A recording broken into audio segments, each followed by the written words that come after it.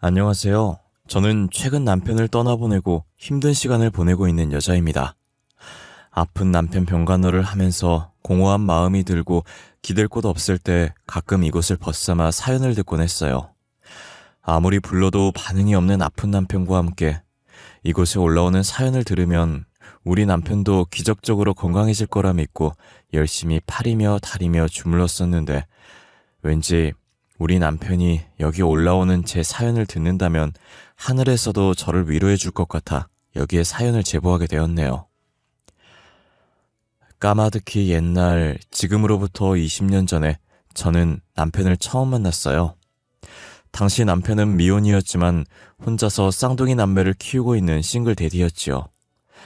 저와 남편의 첫 만남은 시장 안에 있던 한 정육점이었는데 남편은 정육점 사장님이었고 저는 그 정육점에 자주 가던 단골 손님이었어요. 제가 고기를 워낙 좋아해서 매일 퇴근길에 고기들을 종류별로 조금씩 사갔었거든요. 얼마나 단골 손님이었냐면 제가 멀리서 걸어만 와도 남편이 제가 자주 사가는 고기를 알고 있으니 알아서 미리 고기를 꺼내놓고 먹기 좋게 썰고 있었어요. 역시 오늘도 갈비살로 사가실 줄 알고 미리 잘라놨어요. 단골 손님이시라 제가 오늘도 좀 많이 넣어놨어요. 맛있게 드세요. 역시 사장님 센스가 짱이시네요. 사장님이 이렇게 많이 챙겨주셔서 다른 데는 절대 못 가겠어요. 참. 그렇게 칭찬해 주시니 기분이 좋네요. 내일 오시면 저희 가게 다른 부위도 조금 서비스로 넣어드릴게요. 남편은 무슨 일이 있어도 가게를 쉰 적이 없는 착실한 사람이었어요. 그래서인지 저는 언제나 정육점이 열려 있을 거라는 생각을 했고 항상 퇴근을 정육점으로 했어요. 그러다 다음 날도 평소처럼 퇴근하자마자 정육점으로 향했는데 문이 닫혀 있는 거예요. 한 번도 다친 적이 없던 정육점이라 사장님 몸이 편찮으신가 했어요. 하루도 빠짐없이 문을 여시는데 골병이 안 나는 게 이상하다는 생각을 했었어요. 다음 날 다시 정육점을 갔더니 문이 열려 있더라고요. 저는 사장님한테 괜히 무슨 일이라도 생겼나 궁금해서 물어보았죠. 사장님, 어제는 몸이 편찮으셨던 거예요? 문 닫은 걸 한 번도 본 적이 없는데 문 닫혀 있어서 놀랬어요. 무슨 일 있으셨던 건 아니죠? 어제 딸아이가 아파서 급하게 병원을 가느라 오후 장사를 못했어요. 안 그래도 손님 오실 것 같았는데 열어야 하나 고민했다가 딸이 너무 아파서. 아니에요. 저보다는 딸이 먼저죠. 사장님이 너무 젊어 보이셔서 결혼하셨는지 몰랐는데 딸까지 있으셨구나. 어쩌다 보니 딸이랑 아들이 동시에 생겨버렸네요. 쌍둥이거든요. 그런데 손님은 매일 고기 드시면 질리지 않으세요? 매일은 아니라도 자주 먹으면 질리던데. 무슨 소리예요? 고기가 어떻게 질릴 수가 있어요? 저는 매일 먹어도 매일 맛있던데요. 오늘도 정량보다 많이 담아주셨네요. 항상 감사해요. 잘 먹을게요. 하루도 안 쉬고 일해서 골병 난 줄 알았는데 알고 보니 딸이 아픈 거였더라고요. 저는 그때 남편에게 쌍둥이 딸 아들이 있는 걸 알게 되었어요. 자식이 있으니 당연히 결혼한 줄 알았고 미혼부일 거라는 생각을 하지 못했어요. 제가 고기를 매일 구워 먹으니까 건강이 걱정됐는지 레시피를 몇 개 알려주시더라고요. 평소처럼 고기를 건네받고 가려고 하는데 갑자기 저를 불러 세우시더니 앞치마 호주머니에 보관해뒀던 조그만 종이를 제게 주는 거예요. 저는 그 종이를 받아들고 종이 한 번, 남편 한 번 번갈아 쳐다봤어요. 남편은 머리를 극적이더니 손가락으로 종이를 가리키면서 별거 아니고 고기로 만들 수 있는 요리 레시피 몇 개 적어봤다는 거예요. 그거 별건 아니고 매일같이 고기 구워 먹으면 건강에 안 좋을 것 같아서요. 고기로 할 수 있는 요리가 생각보다 많아서 몇 개 적어봤어요. 저는 요리를 못해서 구워 먹는 것밖에 안 해봤는데 사장님은 요리 잘하시나 봐요. 잘하는 건 아니고 제가 사실 호텔 경영학과 다녔었는데 형편이 좋지 않아서 졸업을 못했었어요. 그게 한이 돼서 집에서 계속 만들다 보니 흉내는 낼 수 있는 정도? 잘하는 건 아니에요. 저 그럼 가끔 요리해야 할 날 오면 사장님께 레시피 물어봐도 돼요? 제가 할 줄 아는 거라곤 라면 끓이는 거랑 고기 굽는 거밖에 없어요. 아유, 당연하죠.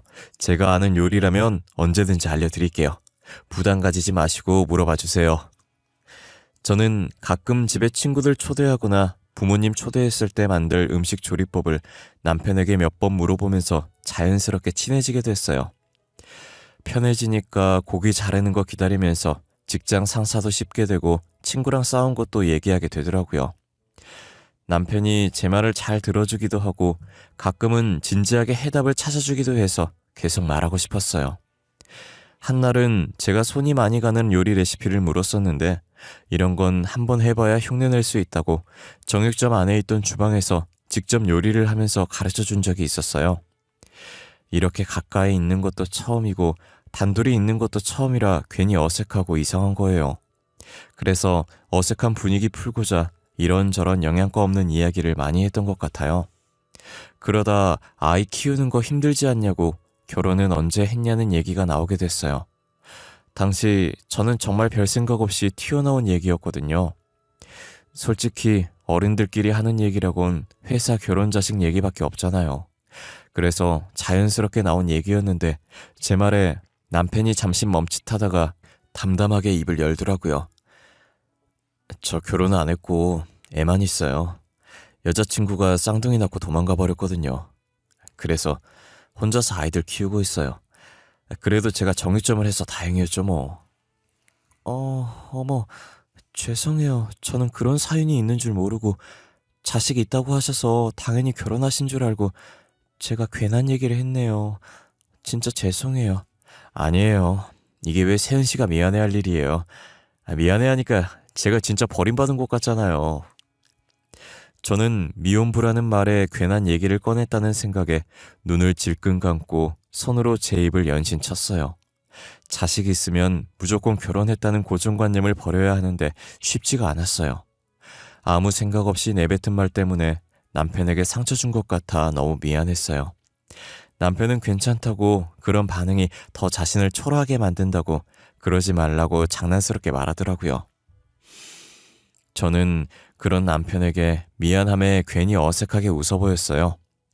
혼자서 아이들을 초등학교까지 보는 게 너무 대단해 보였어요. 제가 남편에게 관심이 가기 시작했던데 아무래도 그때부터였나 봐요. 처음엔 연민으로 시작했던 이 감정이 조금씩 관심으로 바뀌고 마지막엔 사랑으로 바뀌었어요. 끼니를 해결하기 위해 고기를 사러 갔던 정육점도 점차 남편을 보기 위해 가게 되더라고요. 괜히 요리할 일도 없으면서 레시피 물어보고 말이에요. 그러다 평소처럼 정육점에 갔는데 한 여자아이가 쪼르르 달려가서 남편 품에 안겼어요. 뒤이어 남자아이도 헐레벌떡 뛰어오더니 남편 품에 안기더라고요. 말 안 해도 남편의 자식들이라는 걸 알 수 있었어요. 아유, 언제 커서 이렇게 무거워졌대? 이젠 한 손으로 못 들겠는데? 아, 참. 너네 콩나물 할머니 알지? 저기 콩나물 파시는 할머니 말이야. 네, 여기서 나가서 왼쪽으로 쭉 올라서 또 왼쪽으로 꺾으면 있는 할머니. 맨날 우리한테 사탕 주시는 할머니잖아. 맞아. 할머니 우리 되게 이뻐하셔. 우리 할머니보다 더 이뻐하셔. 그 할머니가 고기 주문한 게 있거든? 집에 가는 길에 들러서 드리고 가. 옆 가게 오늘 휴무라 할머니 심심하실 거니까 재롱도 부리고, 알겠지? 아이들은 남편의 심부름에도 싫은 기색 없이 서로 가려고 난리였어요. 엄마 없이도 기죽지 않고 씩씩하게 잘 자란 것 같았어요. 곧바로 심부름 하러 가서 인사해볼 틈도 없이 아이들과의 첫 만남이 그렇게 지나갔어요. 저는 아이들을 보고 나니 이 아이들의 엄마가 되어주고 싶다는 생각이 들었어요.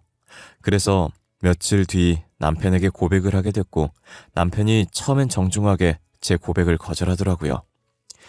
사장님, 저 돌려서 얘기 잘 못해요. 그러니까 단도직입적으로 말할게요. 저랑 만나보실래요? 가벼운 연애 말고 결혼을 전제로 진지하게요. 예? 저 죄송해요, 세은씨. 못 들은 걸로 할게요. 세은씨가 싫어서 거절하는 거 아니에요. 저는 미혼이긴 하지만 보다시피 아들, 딸들이 있잖아요. 저 만나면 세은씨만 힘들 거예요. 제가 사장님 자식 있는 거 모르고 고백한 거 아니잖아요. 저도 고민 많이 해봤어요. 저 진짜 사장님이랑 진지하게 만나보고 싶어요. 애들한테 엄마가 되어주고 싶어요. 세은 씨, 충분히 괜찮은 사람이에요.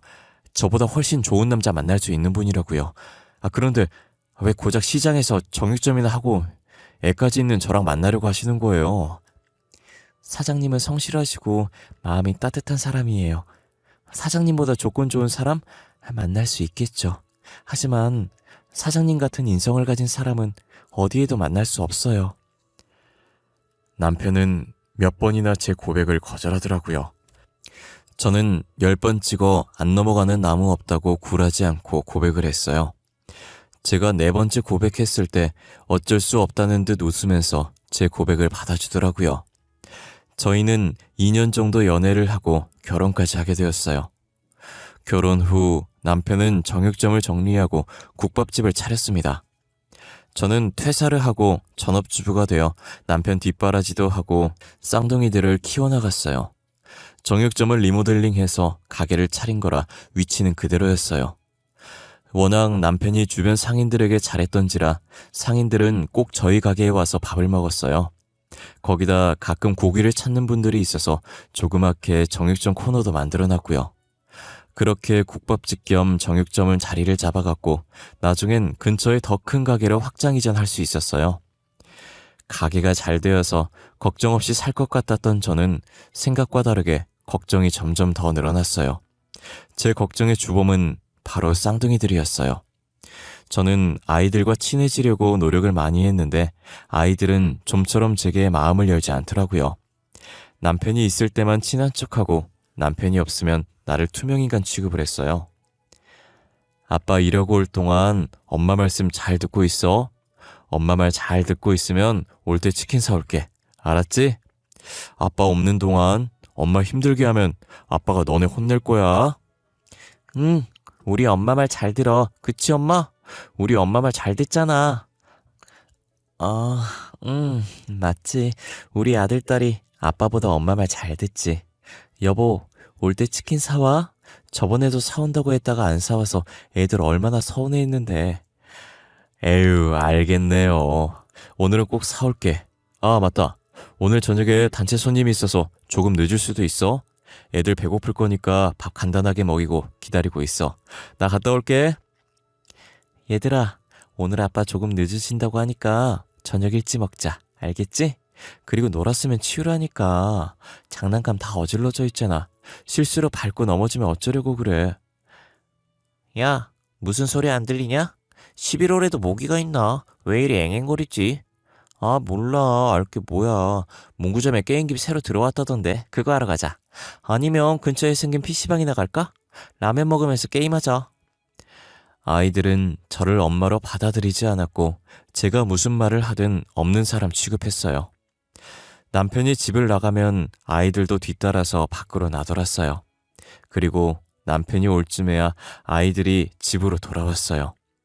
제가 아무리 노력해도 아이들은 저와 친해지고 싶은 마음이 없었어요.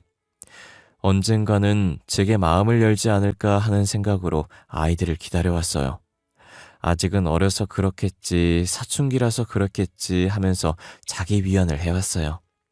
그렇게 성인이 되도록 아이들은 저를 엄마로 인정하지 않았습니다. 게다가 평소처럼 웃으면서 집을 나선 남편은 온몸이 피투성이가 된 상태로 저희 품에 돌아왔어요. 간만에 일 마치고 친구 만나는 날이라며 엄청 들뜬 모습으로 나간 날이었거든요. 국밥집을 정리하고 친구 만나러 가는 길이었는데 신호를 건너다가 사고를 당한 거예요. 원래 그 시간에 차가 잘 다니지 않는 거리라 남편이 파란불 되자마자 좌우를 안 살피고 걷는 것 같아요. 그런데 졸음운전으로 신호도 못 보고 남편도 못 본 트럭 기사가 사고를 낸 거예요. 남편은 파란불에 건넜으니 아무 잘못이 없었고 온전히 트럭 기사의 잘못이었어요. 저희 남편은 누워서 정신을 못 차리고 있는데 트럭 기사는 겨우 팔만 살짝 다친 상태로 합의 부탁한다고 저를 찾아왔지만 저는 합의해줄 마음 없다고 돌려보냈어요. 제가 응급실에 왔을 때 남편은 수술대에 누워 있었고 그마저도 뇌가 많이 부어서 수술을 할 수 없는 상태라고 도중에 나와야 했어요. 무교였던 저는 신이 있다면 제발 남편 좀 살려달라고 그날 얼마나 기도를 했는지 몰라요. 국밥집은 남편의 사고로 당분간 운영할 수 없게 되어 잠시 문을 닫아야 했어요. 저는 중환자실에 가서 아직도 수술을 못하고 있는 남편 면회를 하고 복도에 있던 의자에 앉아 남편이 안 움직여도 숨만 붙어 있어도 좋다고 수술이라도 할 수 있게 해달라고 빌고 있었어요. 그렇게 눈을 감은 채로 한참을 빌고 있는데 갑자기 어두워지는 느낌이 들더라고요. 눈을 떠서 올려다보니 아들이 서서 저를 내려다보고 있는 거예요. 남편이 걱정돼서 온 줄 알았더니 그게 아니었더라고요. 아빠 수술도 못하고 있다면서요. 이 정도면 가망 없는 거 아니에요? 뇌 부어서 수술도 못하는데 어떻게 살아요? 그렇게 말하면 못 써. 너네 아빠 강한 사람이야. 어떻게든 살아날 사람이야. 뭐 그래요. 아빠가 산다고 쳐요. 그럼 국밥집은 어떻게 할 거예요? 계속 저렇게 둘 수 없잖아요. 아빠가 하루아침에 다 나을 수 있는 것도 아니고 그냥 망하기 전에 팔아요. 목적이 그거였니? 어쩐지 평소엔 없는 사람 취급하다니 나한테 말건 다 했어. 아들이라는 애가 아빠가 저러고 있는데 어떻게 그런 말을 할 수가 있니? 아빠한테 미안하지도 않아? 저도 아빠한테 미안해요. 하지만 현실이 그런 걸 어떡해요. 어제 대형 프랜차이즈에서 연락 왔었어요. 자기들한테 국밥집 팔라고요. 그런데 아빠랑 그쪽이랑 공동명의랑 되어 있어서 그쪽 동의가 필요하대요. 그래? 나는 팔 생각 없어. 다시 연락 오면 안 팔 거라고 전해. 그리고 너도 이런 얘기 할 거면 나한테 말 걸지 마. 알겠니? 평상시에 아는 척도 안 하던 아들이 왜 제게 말을 거나 했더니 역시나 이런 이유였어요. 죽을지 살지도 모르는 남편 걱정은 안중에도 없고 국밥집 할 생각만 하는 아들에게 정이 떨어졌어요. 저는 남편의 피와 땀이 깃든 가게를 절대 팔 수 없었어요. 아들에게 절대 팔지 않겠다고 대답하고 잠시 화장실에 세수하러 갔다 왔더니 남편이 수술실에 들어갈 준비를 하고 있더라고요. 뇌가 가라앉아서 수술을 할 수 있다고 급하게 수술실로 들어갔어요. 그렇게 길었던 몇 시간 동안의 수술은 다행히 잘 끝난 것 같은데 의식을 찾을 수 있을지 없을지는 확답을 줄 수 없다고 하시더라고요. 이제 할 수 있는 건 환자가 의식을 차릴 때까지 기다리는 것밖에 없다고 하셨어요. 저는 의사 선생님께 수술해 주신 것만으로도 감사하다고 얼마나 고개를 숙였는지 몰라요. 의사가 나가고 얼마 지나지 않아서 곧바로 쌍둥이들이 병실로 들어오더라고요. 남편 수술 때문에 왔을 거라는 기대는 하지도 않았지만 예상했던 것처럼 또 국밥집 이야기를 꺼냈어요. 제가 분명 안 팔겠다고 했는데도 아이들은 며칠 동안이나 저를 쫓아다니면서 괴롭히더라고요. 국밥집 팔라고요. 돈도 많이 준다는데 도대체 왜 안 팔겠다는 건데요? 이렇게 좋은 기회 없어요. 나중에 그 가게 이 돈 주고 팔 수 있는 줄 아세요? 저번에도 말하지 않았나? 가게 팔 생각 없다고. 그 얘기 할 거면 찾아오지 말라는 말도 했을 텐데. 너네는 아버지가 일궈온 가게를 어떻게 그렇게 단번에 팔려고 할 수 있니? 나는 절대 못 팔아. 아빠가 일궈온 가게라서가 아니라 나중에 아빠 깨어나면 다시 일 시키려고 안 파는 거 아니에요? 아니면 공동명의로 우리한테 돈 떼주기 싫어서 그런 건가? 하여튼 돈에 눈 멀어가지고 이제야 계모 본성이 나오네. 이제껏 착한 척 연기하느라 고생했겠어요? 아까 의사 말 들어보니까 아빠 깨어날 수 있을지 장담 못한다던데. 그냥 포기해요. 너네 그딴 식으로밖에 말 못해? 너네 아버지야. 너네 낳아주시고 이렇게 길러주신 아버지라고. 어떻게 너네가 아빠한테 이럴 수가 있어? 너희를 그렇게 키웠어? 어? 누가 낳아달라고 했나? 낳았으면 부모가 키우는 게 당연한 거지. 그게 뭐 대수라고. 가게 안 팔 거면 집에서 나가주세요, 아줌마. 아빠도 곧 돌아가실 것 같은데 더 이상 있을 이유 없지. 팔짱 끼고 건방지게 말하는 딸에게 뺨이라도 한 대 갈겨줄까 싶었지만 같은 사람 되는 꼴이라 주먹을 꽉 쥔 채로 이를 아득바득 갈면서 참았어요. 아들과 딸은 집 나가는 걸로 알고 있겠다면서 비웃으면서 병실을 나가더라고요. 어떻게 남편 밑에서 저렇게 클 수 있는지 제 머리론 이해할 수가 없었어요. 저는 집에 들어가지 않았고 병원에서 남편 침대 밑에 있는 보조 침대를 꺼내서 자거나 병원 근처에 있는 모텔에서 자기 일쑤였어요.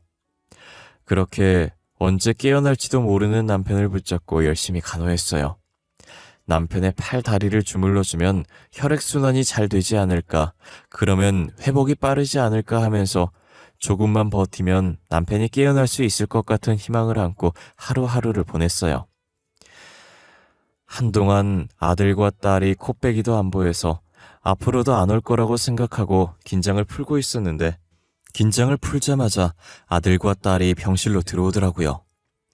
아이고, 재산 한 푼이라도 더 받으려고 용 쓰시나 봐요. 이런다고 아빠가 일어날 것 같아요? 그냥 포기하세요. 제가 볼 땐 아빠 못 일어나요. 야, 안 그러냐? 내 말이 틀려? 그러게, 왜 사서 고생하고 그러실까?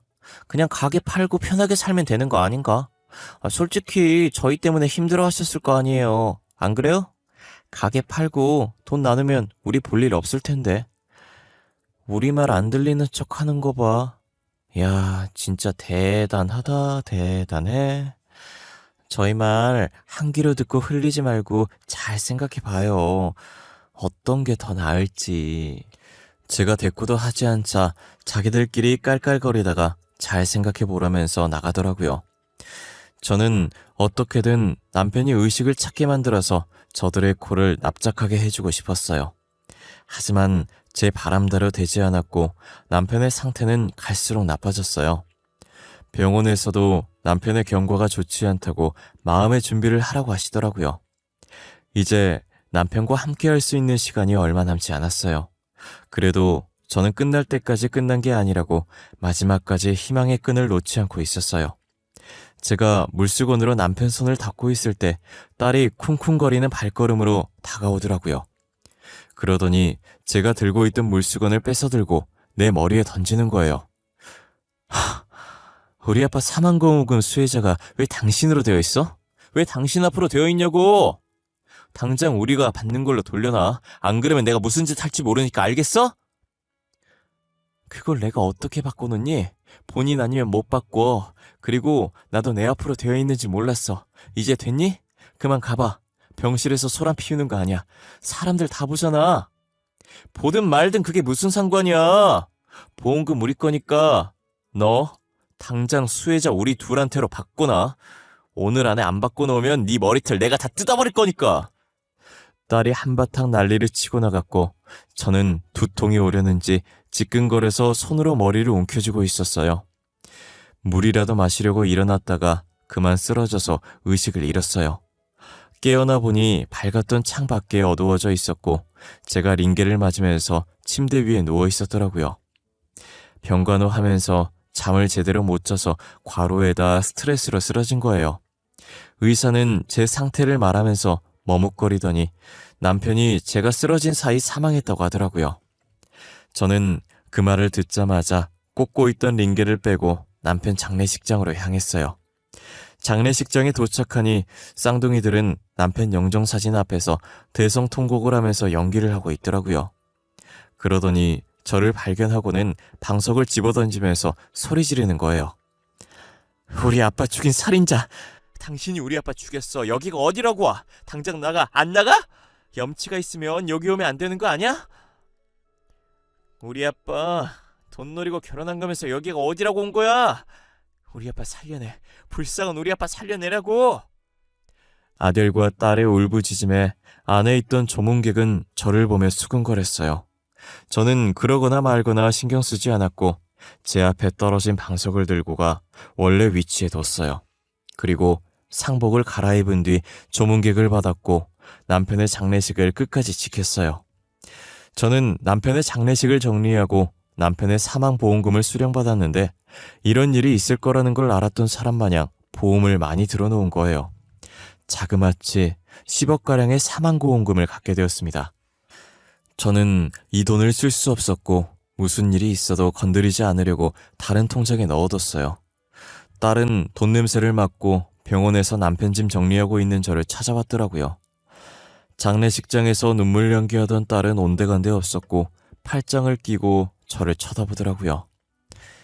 돈 받았죠?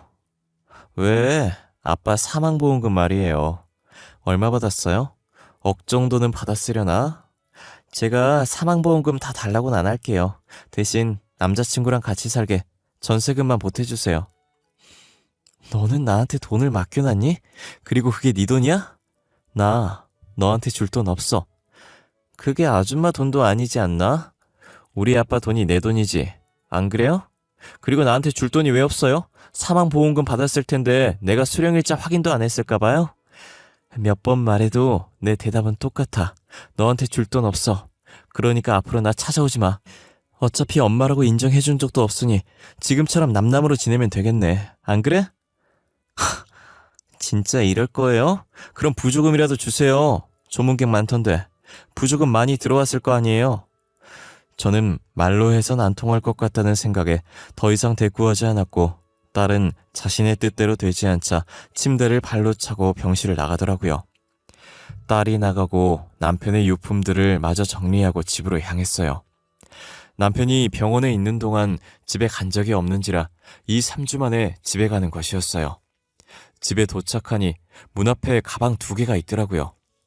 비밀번호를 입력하니 계속 틀린 번호라고 하는 거예요. 다시 한번 누르려고 손을 올렸는데 갑자기 아들 목소리가 들리더라고요. 들어오실 필요 없어요. 지우한테 돈 안 주겠다고 하셨다면서요? 끝까지 일해야겠어요? 그럼 저도 유치하게 할게요. 거기 앞에 있는 짐 들고 가세요. 이제 아빠도 안 계시는데 여기 있을 필요 없잖아요. 진짜 이런 식으로 나올 거야? 알겠다. 너네 뜻대로 내가 이 집에서 나가줄게. 대신 잠깐만 문 열어봐. 아빠 유품만 정리하고 갈 테니까. 아, 유품이요? 저희 아빠 유품이니까 그건 저희가 알아서 정리할게요. 이제 그만 가주시겠어요? 저는 한숨을 한 번 쉬고 입구에 놓인 가방 2개를 들고 나왔어요. 남편 보험금은 절대 쓰지 않을 생각이었는데 당장 살 집이 없다 보니 어쩔 수 없이 쓰게 되더라고요. 당장 가진 돈이 보험금뿐이라 그 돈으로 아파트를 구해 살고 있었어요. 그리고 마음을 추스린 뒤 국밥집 문도 다시 열었어요. 국밥집 문을 열었다는 소식을 들었는지 대형 프랜차이즈에서 계속 국밥집 팔라는 연락을 하더라고요.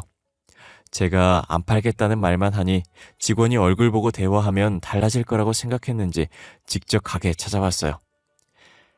국밥집 지금 되게 잘 되고 있고 위치도 좋아서 제가 비싼 가격에 매입하고 싶은데 저희한테 파는 게 어떻겠어요? 이 가격 주고 사려는 사람 잘 없어요. 죄송해요. 저는 이 국밥집 팔 생각이 전혀 없어요. 몇 번이고 안 팔겠다고 했는데 이렇게 가게까지 찾아오는 건 아니라고 생각해요. 먼 걸음 하셨는데 죄송하네요. 아유, 아니에요. 제가 더 죄송하죠. 정말 탐나는 위치의 가게라 저희 욕심만 생각했네요. 제 행동과 말이 무례했다면 정말 죄송합니다. 정중하게 직원을 돌려보냈고 저는 남편 뒤를 이어 가게를 열심히 운영했어요. 절대 이 가게를 남에게 넘겨줄 수 없다는 생각으로 이 악물고 남편 목까지 악착같이 일했어요. 남편의 부재로 줄어들었던 손님들이 다시 예전처럼 많이 찾아주셨고 저는 그렇게 번 돈으로 최대한 적게 쓰고 많이 모아 작지만 근처에 건물도 하나 샀어요. 국밥집이 다시 잘 되고 있다는 소식이 쌍둥이들 귀에도 들어갔나 봐요. 마감 준비를 하고 있는데 쌍둥이들이 들어와서 저를 찾더라고요. 가게 잘 되고 있다면서요? 역시 안 팔길 잘했어요. 그쵸? 다 제가 한 발 물러난 덕분에 이렇게 다시 잘 될 수 있었던 거예요. 어머니도 알고 계시죠? 뭐라고? 어머니? 너 지금 나한테 어머니라고 했니? 왜? 이제 돈 좀 버니까 날 어머니로 인정해 주는 거야? 정말 눈물 나게 고맙네. 무슨 소리예요? 저희가 속물인 줄 아세요? 저희가 표현이 서툴러서 그렇지 항상 어머니라고 생각했어요. 어머니도 저희를 늘 친자식이라고 생각했잖아요.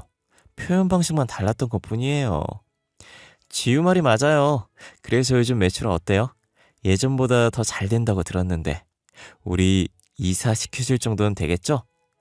아니, 요즘 집에 하도 물이 새는 것 같아서 이사를 하려고 하는데 니네가 그럼 그렇지. 무슨 꿍꿍이로 나한테 어머니라고 하나 했다. 안 그래도 너네한테 줄 게 있었어. 기다려봐라. 아유, 찾았네, 요놈들. 소금 맛 좀 봐라. 저것들이 무슨 생각으로 제게 어머니라고 하나 했더니 역시나 저한테 돈을 뜯으려고 그런 것이었어요. 저는 줄 것 있다면서 주방으로 향했고 쌍둥이들은 돈인 줄 알고 눈을 반짝이더라고요. 주방으로 들어가자마자 소금을 찾아내 바가지 한가득 담았고 쌍둥이들 면전에 뿌리기 시작했어요. 굵은 소금이라 맞으면 아픈지 소리를 지르면서 뒷걸음질 치더라고요. 그러다 서로 다리가 엉켜서 넘어지는데 그 꼴이 혼자 보기엔 아까웠어요. 저는 넘어져서 널브러져 있는 쌍둥이들한테 남은 소금을 부었고 가게 문을 닫아버렸어요. 주변에 지나가는 사람들이 쌍둥이들을 구경하고 있었고 쪽팔린지 도망가더라고요. 계속 쌍둥이들이 찾아올 것 같아서 직원을 고용해 저는 따로 출근을 하지 않았고 검사 차원에서 가끔 방문하는 게 다였어요. 그리고 전화번호도 바꿔버렸고요. 저는 지금도 그들과 완전히 연을 끊은 상태로 살고 있어요. 저를 진작에 엄마라고 인정하고 잘 지냈다면 이런 상황이 오지 않았을 텐데 무엇이 쌍둥이들을 저렇게 만든 건지 모르겠어요. 이 사연을 쓰다 보니 오늘따라 남편이 더 보고 싶네요. 벌써 남편이 제 곁을 떠난 지 1년이 지났어요.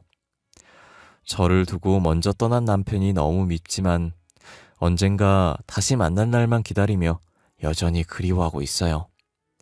나중에 남편을 만나게 되면 남편이 잘 살았다고 그동안 수고했다고 해줬으면 좋겠어요.